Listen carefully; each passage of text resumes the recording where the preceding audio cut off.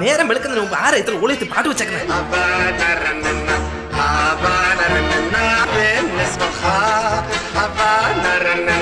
Hello,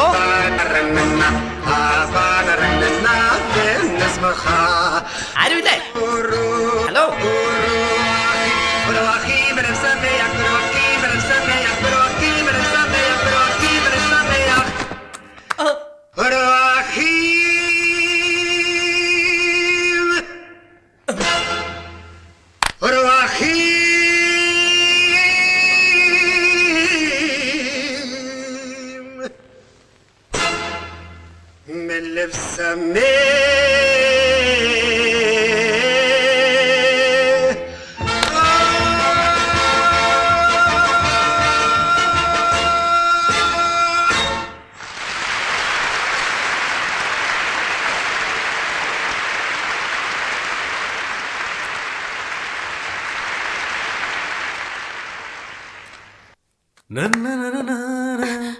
ഒന്ന് നിന്നേ. അദ്ദേഹത്തിന് എന്തോ സംഭവിച്ചു? ഒന്ന് വന്ന് നോക്കോ.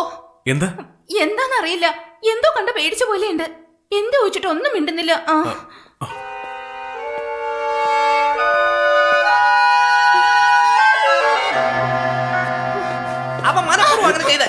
ആരാ സാർ? എന്താ ഉണ്ടായത്? നിന്റെ കൂട്ടുകാരൻ അത്ര വൃത്തികേടായിട്ടാ നിന്നെ. എങ്ങനെയാ സാർ? എങ്ങനാന്നോ, എനിക്ക് ഇഷ്ടമല്ലെങ്കിൽ മുഖത്ത് പോലും ഞാൻ നോക്കില്ല. എനിക്ക് പേടിയാവുക. ഒരു മര്യാദ വേണ്ടേ? ഒരു മിനിറ്റ് സാർ, അടുക്കളയിൽ ചെന്ന് ചൂടോടെ നല്ലൊരു ചായ കൊണ്ടുവാ. എനിക്ക് മാത്രം ഞാൻ പറഞ്ഞില്ലേ. ഇനി പറയണം സാർ. അതൊക്കെ ഇരിക്കട്ടെ, എപ്പോഴാ നിങ്ങൾ മാറുന്നേ? എന്തിനാ മാറുന്നത്? എന്തിന്? ഇന്നലെ രാത്രി മാറാന്ന് പറഞ്ഞല്ലേ? ഇന്നലെ രാത്രി നമ്മൾ കണ്ടേയില്ല. കണ്ട്. This is too much. ഇന്നലെ രാത്രി നിന്റെ ഫ്രണ്ട് ശ്രദ്ധിച്ചപ്പോ നീ മാറിക്കൊള്ളാന്നല്ലേ എന്നോട് പറഞ്ഞത്? ഇന്നലെ രാത്രി ഞങ്ങൾ സിംഗപ്പൂരിലായിരുന്നു സാർ. സിംഗപ്പൂരോ? അതെ, മോർണിംഗ് ഫ്ലൈറ്റിലാണ് ഇങ്ങോട്ട് വന്നത്. പ്രൂവ് ചെയ്യാമോടാ? എന്താ സാർ, സിംഗപ്പൂരിൽ നിന്ന് ഒരു ദിവസം 1000 പേരെങ്കിലും വരും. എല്ലാവരും പ്രൂവ് ചെയ്യുന്ന എങ്ങനെയാ? എനിക്കറിയാം, മുടിയന്മാരെ ഒരിക്കലും വിശ്വസിക്കരുതെന്ന്. വീണ്ടും ചോദിക്കുക എപ്പോഴാ മാറുന്നേ? ഈ അപ്പാർട്ട്മെന്റ് റൂൾസ് അറിയാലോ? ഈ അപ്പാർട്ട്മെന്റ് ഇന്ത്യയിൽ തന്നെയല്ലേ? ഇന്ത്യൻ ഭരണഘടനയില് ബാച്ചിലേഴ്സ് അപ്പാർട്ട്മെന്റിൽ താമസിച്ചുകൂടാ എന്നൊന്ന് കാണിച്ചു തരാൻ പറ്റൂ. അപ്പോഴേ ഞാൻ മാറിക്കോളാം. ഇത് അംബേദ്കർ ആണേ സത്യം. സർ, എനിക്ക് തോന്നുന്നത് സാറിനിപ്പോ വന്നിരിക്കുന്നത് മൾട്ടിപ്പിൾ പേഴ്സണാലിറ്റി ഡിസോർഡർ. ഒരു അഗ്നിപർവ്വതം സാറിന്റെ ഉള്ളിൽ പൊട്ടുന്നുണ്ട്. പെട്ടെന്ന് ഡോക്ടറെ കണ്ടോളൂ. ഞാനോ? നീ എന്താ എങ്ങനെ ഇരിക്കുന്നത്? മനഃപൂർവ്വം ഒന്നും ചെയ്തതല്ലടാ. എന്താ വിജയ്, എന്താന്ന് പറയാതെ നീ ഇങ്ങനെ മറച്ചാൽ എങ്ങനെയാ? എന്തെങ്കിലും വെച്ച് മറക്കായിരുന്നു. പക്ഷെ അതിനുള്ളിൽ അയാൾ എന്റെ ഷെയിം പപ്പി ഷെയിം കണ്ടടാ. എന്റെ പൊന്നളിക, എങ്ങനെയാടാ പറ്റിയത്? ഞാനേ കുളിച്ചിട്ട് വന്ന് പാട്ട് പാടി ഡാൻസ് ചെയ്തു. ഉടുത്തുടി ഒരു താഴെ പോയടാ.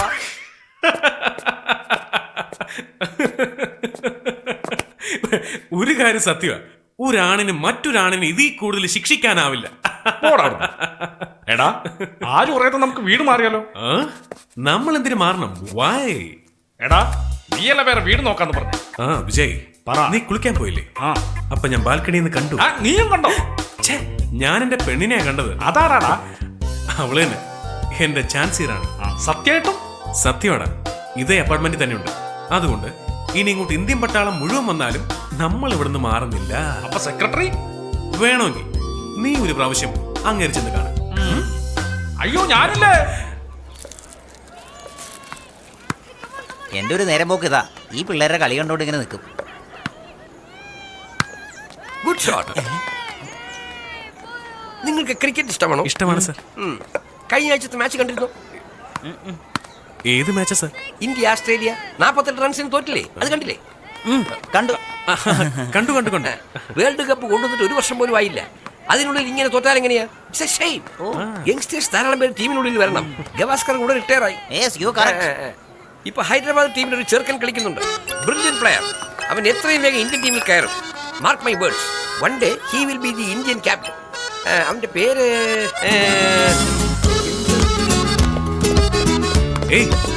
Hello, good evening. അമേരിക്കൻ പ്രസിഡന്റിന്റെ പേര് ബറാക് ഒബാമ. ബ്രിട്ടീഷ് പ്രൈം മിനിസ്റ്ററിന്റെ പേര് ടോണി ബ്ലെയർ. ലേറ്റസ്റ്റ് ജെയിംസ് ബോണ്ടിന്റെ പേര് ഡാനിയൽ ക്രൈഗ്. ഇതൊക്കെ ഞാൻ പറഞ്ഞെന്തിനാന്ന് വെച്ചാൽ എവിടെയോ ഇരിക്കുന്ന ഇവരുടെ എല്ലാം പേര് എനിക്കറിയാം. ഒരേ അപ്പാർട്ട്മെന്റിലുള്ള തന്റെ പേരെന്താന്ന് എനിക്ക് അറിയണ്ടേ? അസറുദ്ദീൻ. അസറുദ്ദീന? ഞാൻ പറഞ്ഞില്ലേ ആ ഹൈദരാബാദ് പ്ലെയർ, അവന്റെ പേര് Mohammed Azharuddin. Very good player Babu, നല്ല ഫീൽഡ്. MBA അവൻ കളിച്ചു. Is a very promising player you know. അതുപോലെ കപിൽ ദേവിന് ശേഷം ആരാ? We need another genuine fast bowler.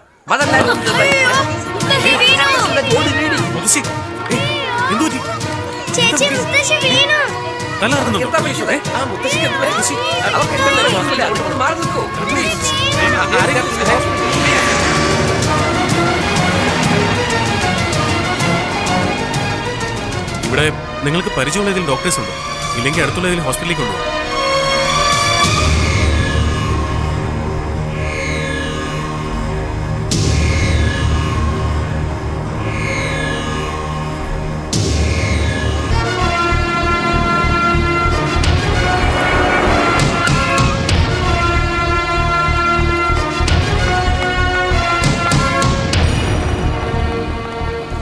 മുത്തശ്ശിയുടെ ബ്ലഡ് ഗ്രൂപ്പ് അറിയാം?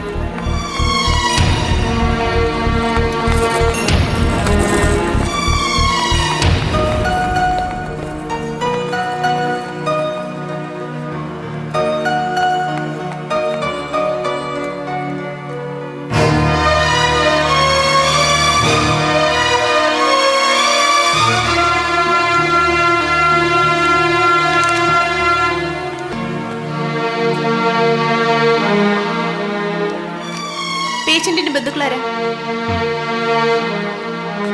പേഷ്യന്റിന്റെ പേര് പറ.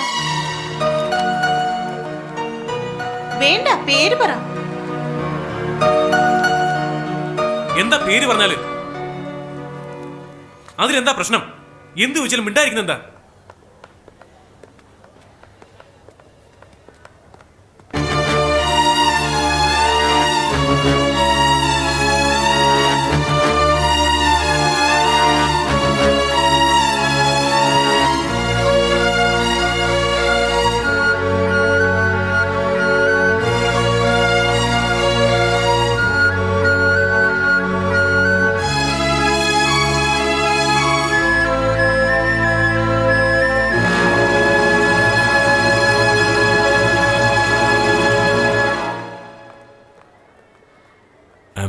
സോറി.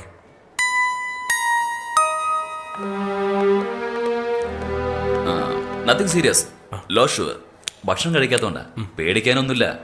ഇന്നത്തെ ഒരു ദിവസം കൂടെ കിടന്നിട്ട് പോവാം. ഓക്കെ?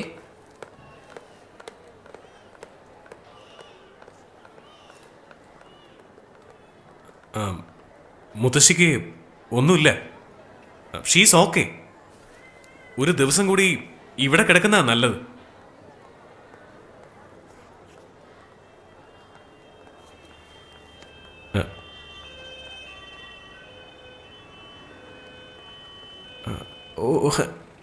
It's okay.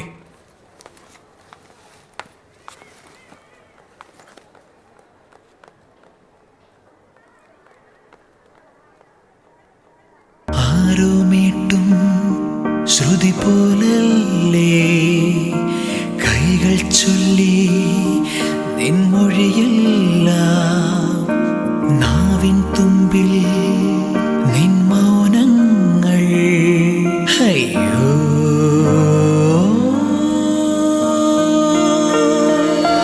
മൗനം എന്നിൽ ഉണർവേകുന്നു. ഇനി നീ എന്നും എന്റേതല്ലേ. മിഴിനീർ പൂവോ നിൻമുഖമല്ലോ.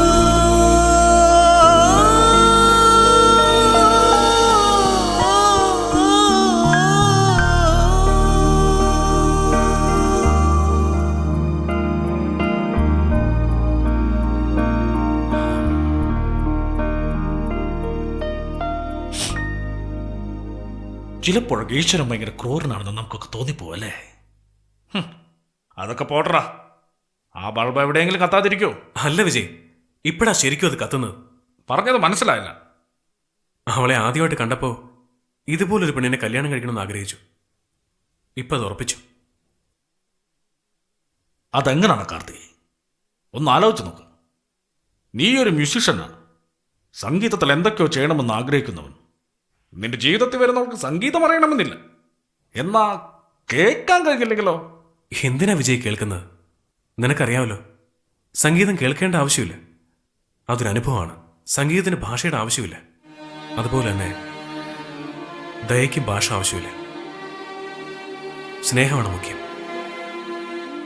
നമ്മൾ ചില പടങ്ങൾക്ക് റീ റെക്കോർഡിംഗ് ചെയ്യുമ്പോൾ ചില സ്ഥലങ്ങളിൽ ഒന്നും വായിക്കാതെ വിടാറില്ലേ? ആ മൗനത്തിന് എന്ത് ഭംഗിയാ!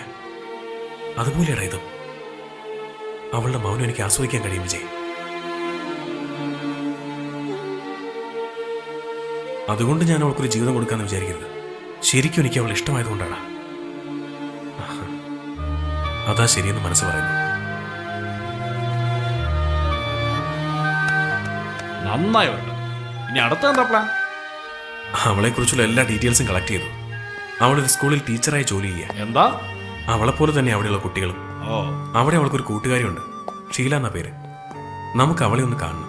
അവക്കെങ്ങനെ സംസാരിക്കാൻ പറ്റും? ചേച്ചേ, അവള് നന്നായി സംസാരിക്കും. ഷീലയെ കണ്ട അർച്ചനയെ കുറിച്ചുള്ള എല്ലാ വിവരങ്ങളും കിട്ടും. ഓക്കേ. എടാ, നീ 2 വിഷയത്തിൽ ഭാഗ്യവാനാണ്. എന്തൊക്കെയാ? ഒന്ന്, നിന്റെ ഭാര്യ അനാവശ്യമായി സംസാരിക്കില്ല. 2, നീ തെറ്റിച്ച് കീബോർഡ് വായിച്ചാലും അവളൊന്നും മിണ്ടില്ല.